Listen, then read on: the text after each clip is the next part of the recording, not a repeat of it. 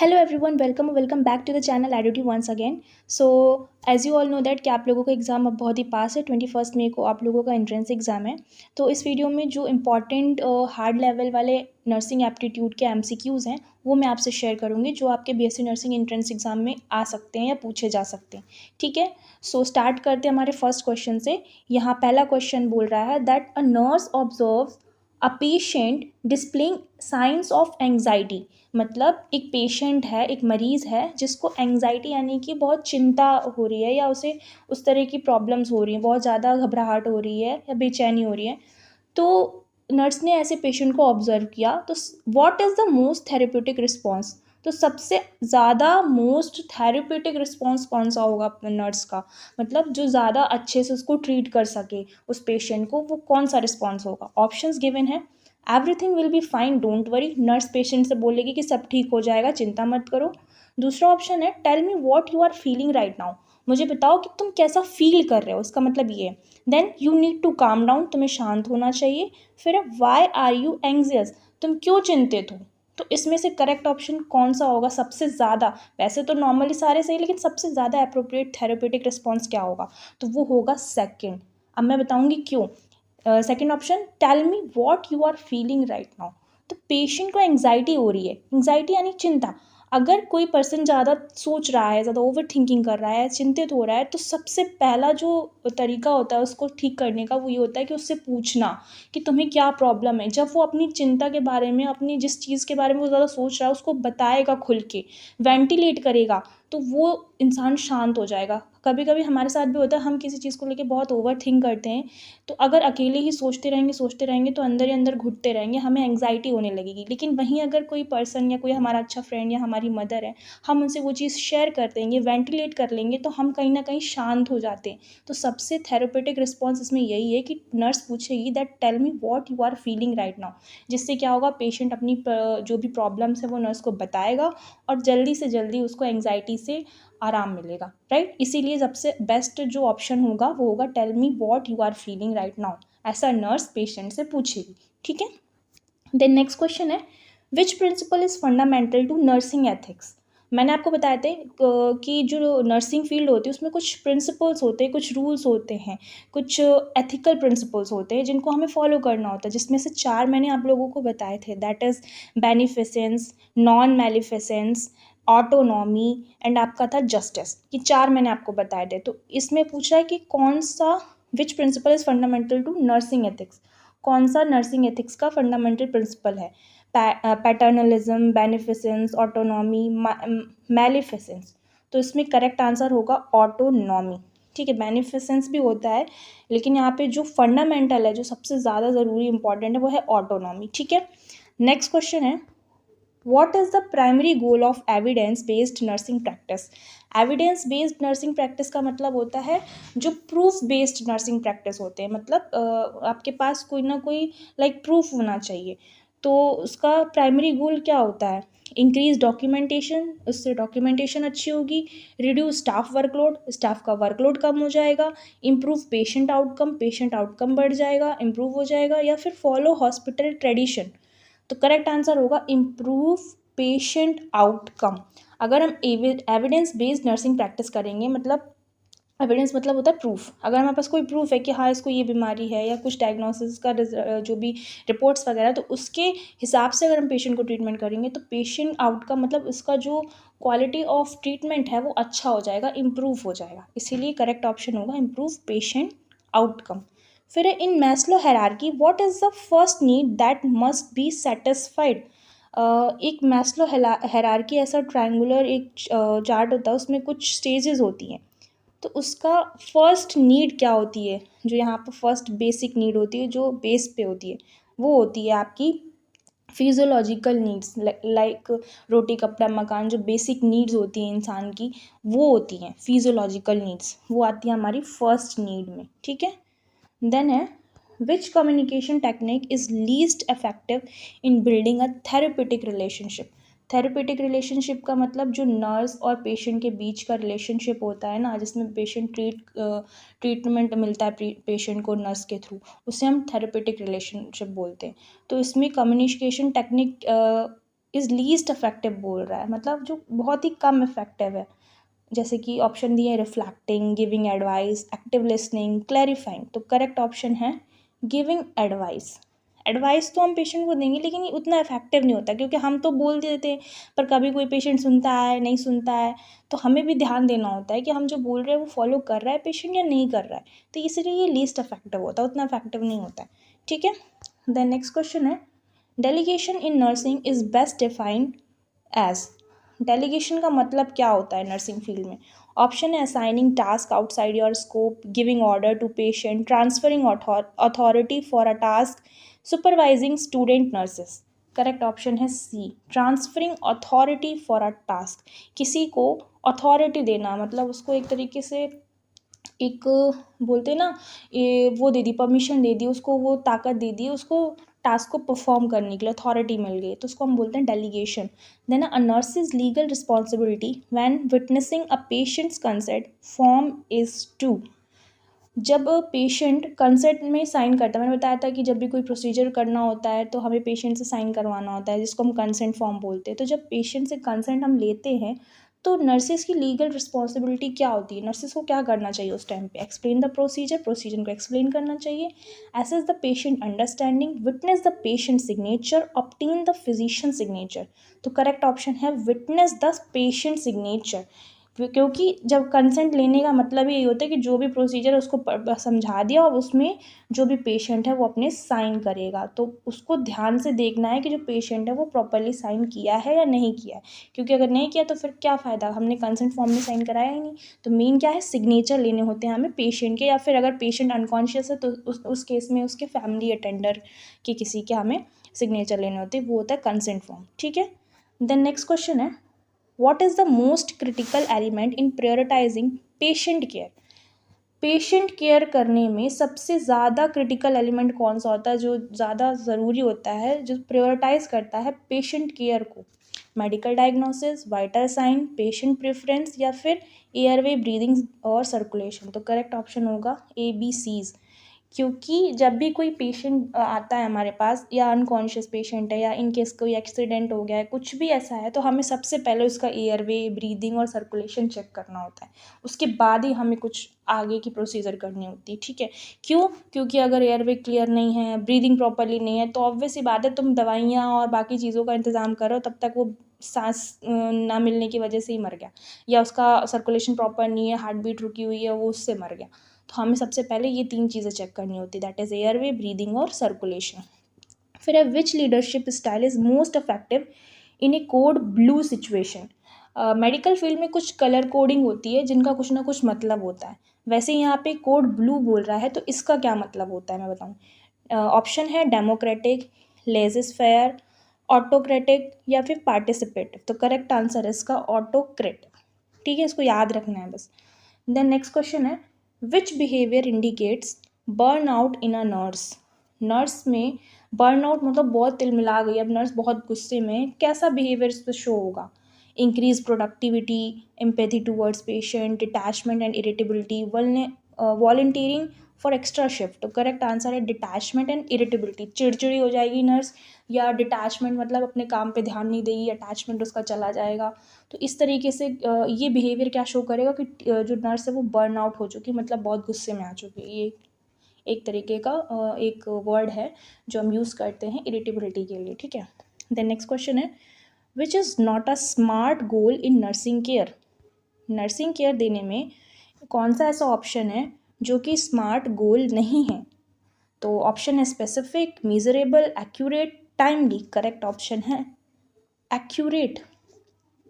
ठीक है, then next question है which theory emphasizes the nurse patient relationship as central to nursing. कौन सी थ्योरी है जो नर्स पेशेंट रिलेशनशिप को सिद्ध करती है? Orem's theory, Roy's adaptation model, Peplau's theory, Neuman system model. तो करेक्ट आंसर होगा पैप्लोस थ्योरी। फिर है which activity best reflects critical thinking in nursing. Nursing की क्रिटिकल थिंकिंग को रिफ्लेक्ट करने वाली सबसे बेस्ट एक्टिविटी कौन सी होती है? ऑप्शन है following the physician order without question, memorizing drug side effect, assessing modifying care plan based on new data, completing charting by end of shift. तो करेक्ट ऑप्शन होगा assessing and modifying care plan based on new data. जो भी नया data है उसके basis पे नया care plan बनाना जिससे कि पेशेंट की ट्रीटमेंट की जाए, ये सबसे क्रिटिकल थिंकिंग होती है नर्सेस की, ठीक है। फिर है which legal document guides end of life care decision. कौन सा लीगल डॉक्यूमेंट होता है जो end of life care decision को गाइड करता है? Healthy proxy, living will, power of attorney, informed consent. तो लिविंग विल, ठीक है, मतलब कोई पेशेंट जिंदा है उसकी इच्छा क्या है ये जानना, जब वो मतलब उसको जीने की क्या इच्छा है वो, ठीक है। फिर the nursing process is nursing process क्या होता है? A list of medical order होता है, लीनियर टास्क लिस्ट होता है, अ डायनेमिक साइक्लिक फ्रेमवर्क होता है, या ऑप्शनल इन इमरजेंसी केयर। तो ये एक डायनेमिक और साइक्लिक फ्रेमवर्क होता है जिसमें कुछ 5-6 स्टेप्स होते हैं, मैंने आपको बताया था, असेसमेंट, नर्सिंग डायग्नोसिस, गोल, प्लानिंग, इंटरवेंशन, इम्प्लीमेंटेशन, ये सब, ठीक है। द नेक्स्ट क्वेश्चन है which is an example of assertive communication bye a nurse.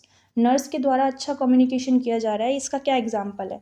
You must take your meds now, मतलब नर्स ने बोला कि अपनी मेडिकेशन अभी ले लो। I think we should discuss your option, whatever you say, I don't care what you decide. B option, I think we should discuss your options, मतलब patient को भी क्या चाहिए उससे भी पूछना चाहिए हमें, ठीक है। द नेक्स्ट क्वेश्चन है which factor most affects patient learning. कौन सा फैक्टर है जो पेशेंट लर्निंग को सबसे ज़्यादा अफेक्ट करता है? Age, income, readiness to learn, gender. तो रेडीनेस टू लर्न, अगर पेशेंट रेडी ही नहीं है सीखने के लिए, जानने के लिए, तो हम कैसे उसको हम सिखा सकते हैं, बता सकते हैं कि आप कैसे ठीक हो गए या क्या बीमारी, राइट। तो रेडीनेस होना चाहिए। Which statement best defines professional accountability. Professional accountability को सबसे ज़्यादा कौन अच्छे से डिफाइन करेगा? कौन सा option? Following orders exactly, blaming others for mistake, taking responsibility for one's action, avoiding high risk procedures. तो करेक्ट ऑप्शन होगा taking responsibility for one's action, किसी एक के एक्शन पर रिस्पॉन्सिबिलिटी लेना, ये अकाउंटेबिलिटी को शो करता है, बिकॉज अकाउंटेबिलिटी का मतलब ही होता है रिस्पॉन्सिबिलिटी, ठीक है। तो यहाँ पर रिस्पॉन्सिबिलिटी आ रहा है तो इसीलिए ये ऑप्शन करेक्ट होगा। देन नेक्स्ट क्वेश्चन है what is the most accurate method of validating of a patients understanding. सबसे अच्छा तरीका क्या होता है कि पेशेंट की अंडरस्टैंडिंग को जानना, कि पेशेंट चाहता क्या है। ऑप्शन है handing a pamphlet, asking do you understand, having the patient repeat the information, documenting teaching. तो करेक्ट ऑप्शन होगा having the patient repeat the information. हम कैसे जान पाएंगे कि पेशेंट को समझ में आया है कि नहीं? हम पेशेंट से बोलेंगे कि जो भी हमने बोला उसको रिपीट करो, दोहराओ। अगर वो प्रॉपरली दोहरा पा रहा है दैट मीन्स उसने हमारी बात को ठीक से सुना और समझा भी है, ठीक है, इसीलिए ये ऑप्शन करेक्ट होगा। फिर a patient ask the nurse to keep a secret that may impact care, what should the nurse do.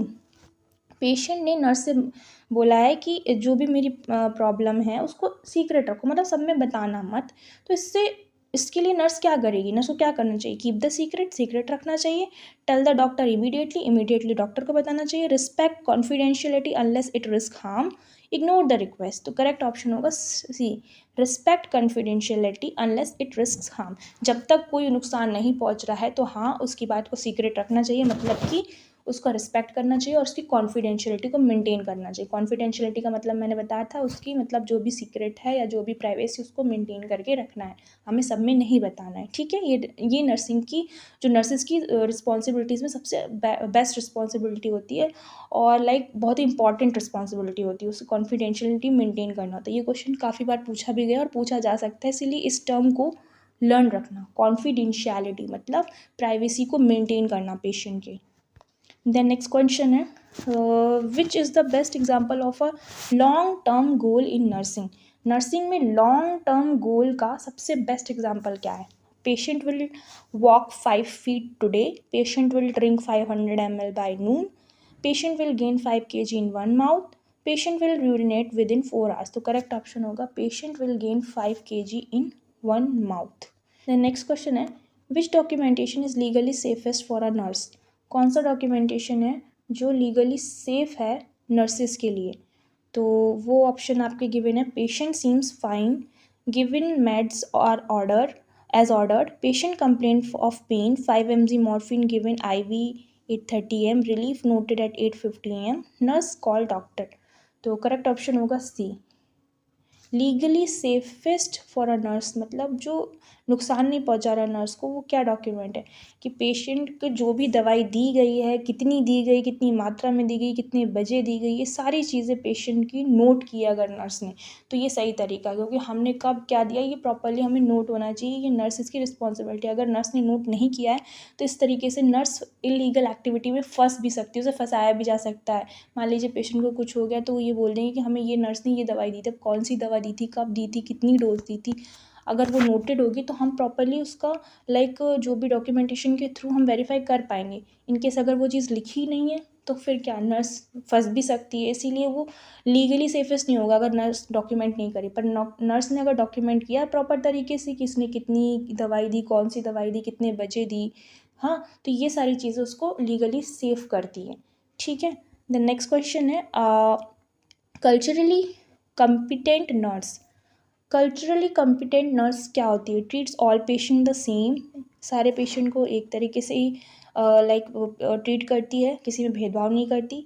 फिर avoids asking about culture, adapt care to cultural need, ignores beliefs that conflict with medicine. तो correct answer है adapt care to cultural needs, मतलब जो patient जिस भी culture का है उसको अडेप्ट करती है और उस हिसाब से उसको ट्रीटमेंट देती है। ये नहीं कि ये मुस्लिम है तो उसको अच्छे से ट्रीट नहीं करेगी, या वो हिंदू है तो उसको अच्छे से ट्रीट नहीं करेगी। जिसका जो कल्चर है उसके हिसाब से उनकी रिस्पेक्ट करते हुए वो ट्रीटमेंट देती है। ठीक है। देन नेक्स्ट क्वेश्चन है the best method to avoid medication error is. Medication यानी दवाइयाँ देते वक्त कोई गलती ना हो, एरर ना हो, उसको अवॉइड करने के लिए सबसे सही तरीका क्या होता है? वर्बल कन्फर्मेशन, पूछ के कंफर्म कर लो पहले कि क्या है, कौन सी दवाई है, या फिर rushing during peak hours, following the 7 rights of medication, assuming previous shifted administered medication। तो करेक्ट आंसर होगा following the 7 rights of medication. Medication administration के कुछ राइट्स होते हैं तो उनको अगर फॉलो कर रहे हैं तो उससे हमारी गलती नहीं होगी। वो राइट्स क्या होते हैं वैसे तो आप आगे जाके पढ़ोगे, लेकिन फिर भी मैं एक ओवरव्यू बता देती हूँ। कुछ राइट्स बता दे, जैसे कि right patient, right drug, right dose, right time, मतलब राइट पेशेंट होना चाहिए कि किसको देनी है दवाई, राइट डोज होना चाहिए कि कितनी देनी है, राइट ड्रग होना चाहिए मतलब कौन सी देनी है, किस टाइम पे देनी है। ये सारी अगर राइट्स को ध्यान में रखते हैं तो कोई गलती नहीं होगी दवाई देने में। ठीक है, इसीलिए हमें 7 राइट्स ऑफ मेडिकेशन को फॉलो करना होता है। फिर है which is not one of the 7 rights of medication administration. कौन सा इसमें से 7 राइट का मेडिकेशन का राइट नहीं है? Right dose, right frequency, right documentation, right patient. तो करेक्ट आंसर है राइट फ्रीक्वेंसी। क्यों? फ्रीक्वेंसी का मतलब होता है कितनी बार, ओडी बीडी मतलब एक बार देनी है, 2 बार देनी है, क्योंकि ये मेडिकेशन का राइट नहीं है, क्योंकि ये डिपेंड करता है कि पेशेंट की कंडीशन कैसी है। ठीक है, इसीलिए ये राइट नहीं होता। फिर नेक्स्ट क्वेश्चन है what is the main purpose of an incident report. Incident report का मेन पर्पस क्या होता है? To discipline staff, for legal action, to improve safety and prevent recurrence, to inform patients. Correct option है to improve safety and prevent reoccurrence. जो भी चीज़ें हैं वहाँ पे उसको एक रिपोर्ट में रखना, इससे क्या पर्पस होता है इसका ये पर्पस होता है ताकि सेफ्टी को बनाए रखें और कोई भी गड़बड़ होने से हमें प्रिवेंट कर सके, इसीलिए इसका काम होता है। ठीक है। फिर a nurse can be charged with negligence when. Nurse को नेग्लिजेंस के लिए चार्ज किया जा सकता है, क्यों, कब? A patient falls despite all precaution, सारे प्रिकॉशन लेने के बावजूद भी पेशेंट गिर गया। Failure to monitor results in harm, patient refuses care, physician makes an error. तो करेक्ट ऑप्शन होगा failure to monitor results in harm.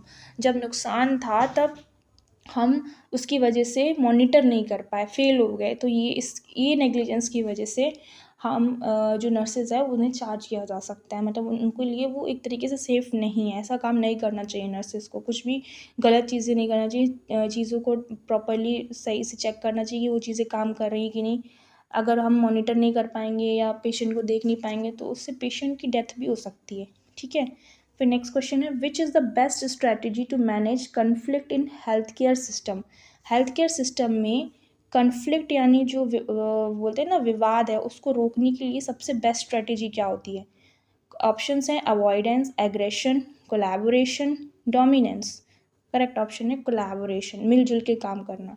मिलजुल के काम करेंगे अगर एक दूसरे की सुने, इससे जो विवाद है वो कम होंगे। ठीक है। द नेक्स्ट क्वेश्चन है which documentation error can result in legal consequences. कौन सी एरर डॉक्यूमेंटेशन में यानी गड़बड़ ऐसा है जो लीगल कॉन्सिक्वेंसेस में हमें बदल सकती है, मतलब हमें एक तरीके से कानूनी रिजल्ट में बदल सकती है। Writing in black ink, using abbreviations, charting before an event occurs, signing with initials. तो करेक्ट ऑप्शन है charting before an event occur, मतलब वो चीज़ हुई नहीं है, हमने पेशेंट को अभी दवाई दी नहीं है, वो टाइम हुआ नहीं है, हमने पहले ही फिल कर दिया, पहले ही चार्ट में फिल कर दिया कि हाँ इतनी दवाई हमने दे दी है। तो ये गलत तरीका है, इसकी वजह से उस पर लीगल कॉन्सिक्वेंसेज भी हो सकते हैं। देन नेक्स्ट क्वेश्चन है, which of the following is a barrier to effective communication in nursing. Nursing में इफेक्टिव कम्युनिकेशन के टाइम पे कौन सा ऐसा ऑप्शन है जो बैरियर विपदा, मतलब एक तरीके से बाधा कॉज कर सकता है। ऑप्शन है open ended question, empathy, noise and interruption, active listening. तो करेक्ट ऑप्शन है नॉइज एंड इंटरप्शन। शोरगुल जो होता है वो एक तरीके से नर्सिस को बातचीत करने में एक बाधा क्रिएट कर सकता है, इसीलिए ऑप्शन होगा noise and interruption. These are all 30 questions जो नर्सिंग एप्टीट्यूड से रिलेटेड थे। ये हार्ड लेवल क्वेश्चंस है क्योंकि मैंने बताया था जो पेपर होगा उसमें कुछ इजी मॉडरेट के साथ साथ हार्ड क्वेश्चंस भी होंगे, इसीलिए ये जितने भी हार्ड क्वेश्चंस थे वो मैंने आपसे शेयर किए। Thank you so much for watching it.